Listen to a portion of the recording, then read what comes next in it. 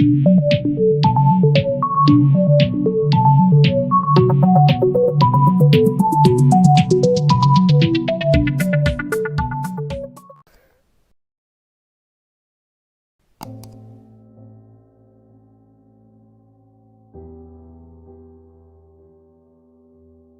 went to college. I went and worked out 5 hours a day, and I was working on construction, because in those days in bodybuilding there was no money. I didn't have the money for food supplements or anything, so I had to go to work. So I worked on construction. I went to college. I worked out in the gym, and at night from 8 o'clock at night to 12 midnight I went to acting class 4 times a week. So I did all of that. There was not one single minute that I wasted. And this is why I'm standing here today. With the age of 20, I went to London and I won the Mr. Universe contest as the youngest Mr. Universe ever. And it was because I had a goal. You see, if you don't have a vision of where you go, and if you don't have a goal where you go, you drift around and you never end up anywhere. 74% hate their job in America. The majority of people don't like what they're doing, because they're really not doing it because they didn't have a goal and they followed this goal. They just aimlessly drift around, and then all of a sudden there's a job opening, so they get that job because you have to work. But then when you work, it's a chore. It's work. It's not fun. So if you think about, only a quarter of the people really enjoy what they're doing in life. So people always ask me, when they saw me in the gym in the pumping iron days, they say, why is it that you're working out so hard? 5 hours a day, 6 hours a day, and you have always a smile on your face. The others are working out just as hard as you do, and they look sour in the face. Why is that? And I told people all the time, I said, because to me, I'm shooting for a goal. In front of me is the Mr. Universe title. So every rep that I do gets me closer to accomplishing that goal, to make this goal, this vision, turn into reality. Every single set that I do, every repetition, every weight that I lift will get me a step closer to turn this goal into reality. So I couldn't wait to do another 500-pound squat. I couldn't wait to do another 500-pound bench press. I couldn't wait to do another 2,000 reps of sit-ups. I couldn't wait for the next exercise. So let me tell you something, visualizing your goal and going after it makes it fun. You got to have a purpose no matter what you do in life. You got to have a purpose. And Muhammad Ali worked his butt off, and I saw it firsthand. And I remember that there was a sports writer that was there in the gym when he was working out and he was doing sit-ups. And they asked him, how many sit-ups do you do? And he said, I don't start counting until it hurts. Now think about that. He doesn't start counting his sit-ups until he feels pain. That's when he starts counting. That is working hard. And so you can't get around the hard work. It doesn't matter who it is. Work your ass off. There is no magic pill. There is no magic out there. You cannot get around. You have to work and work and work. Make sure of this and make sure of that and all that stuff. So it's work. And it drives me crazy when people say that they don't have enough time to go to the gym for 45 minutes a day and work out. Or to do something for 45 minutes to an hour a day to improve. If it is physically improve or if it is mentally to improve. Imagine you read 1 hour a day about history. How much you will learn after 365 hours in 1 year. Think about if you study about the history of musicians, of composers, how much you would know. Imagine if you would work on a business, on some business that you want to develop every day for an hour. imagine how further along you will go and get. So it drives me nuts because when people say we don't have the time, we have 24 hours a day. We sleep 6 hours a day, so that gives you still 18 hours. So there's someone shaking their head out here in front to say probably, I don't sleep 6 hours, I sleep 8 hours, right? Or just sleep faster. So we have 18 hours a day. The average person works around 8 to 10 hours. So let's assume it's 10 hours, so we have 8 hours left. Then you travel around an hour a day, maybe 2 hours a day. So now you have still 6 hours left.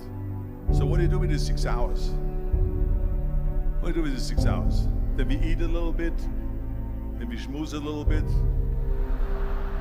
talk a little bit to people and all that stuff. But you can see how much time there is available if you organize your day. So you got to work hard. I hate plan B. And I tell you why. Because we have so many doubters, as I've said earlier, the no-sayers. We have so many of those people that say no and you can't do it, that's impossible. That is okay because we just turn off, as I said earlier, and we listen and we hear the no being a yes. You can't do it, you can do it, and all of that. So that is possible to do that amongst all the negative people around you. But when you start doubting yourself, that's very dangerous. Because now what you're basically saying is that if my plan doesn't work, I have a fallback plan, I have a plan B. And that means that you start thinking about plan B, and every thought that you put into plan B, you're taking away now that thought and that energy from plan A.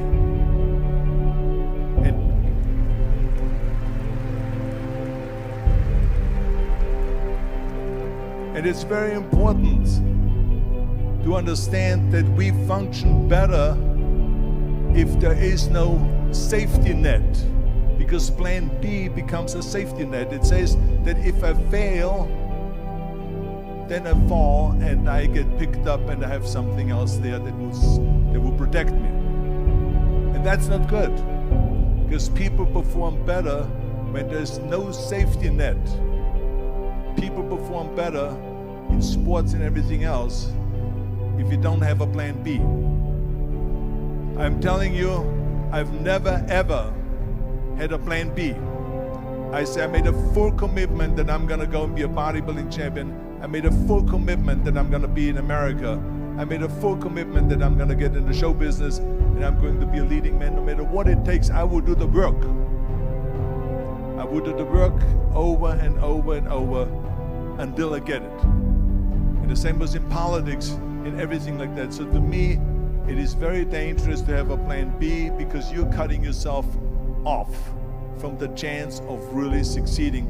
And the reason, one of the main reasons why people want to have a plan B is because they are worried about failing. What is if I fail, then I don't have anything else?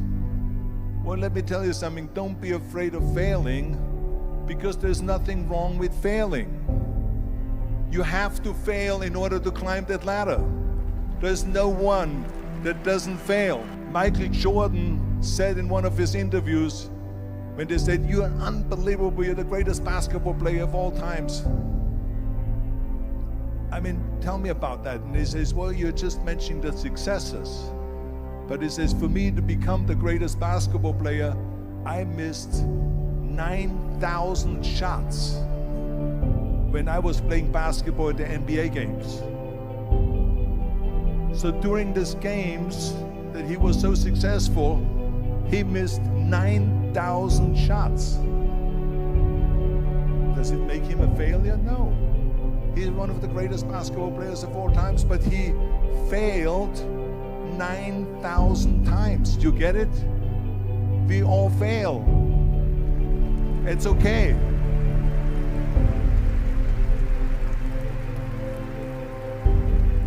What is not okay is that when you fail, you stay down. Whoever stays down is a loser. And winners will fail and get up, fail and get up, fail and get up. You always get up. That is a winner. That is a winner.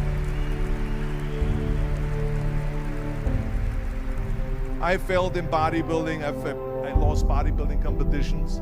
I lost powerlifting competitions. I lost weightlifting competitions. I had movies that went in the toilet and that were terrible and got the worst reviews. And in politics, I remember I had many of the initiatives on the ballot, and we lost. My approval rating in California went down to 28%, and then it went back up again, and I won again the governorship. Hey, we all lose. We all have losses. This is okay, and this is why I say don't be worried about losing, because when you're afraid of losing, then you get frozen. You get stiff, you're not relaxed. You got to be, in order to perform well in anything, if it's in boxing or if it is on your job or with your thinking, is only happening when you relax. So relax. It's okay to fail. Let's just go all out and give it everything that you got. That's what it is all about. So don't be afraid to fail.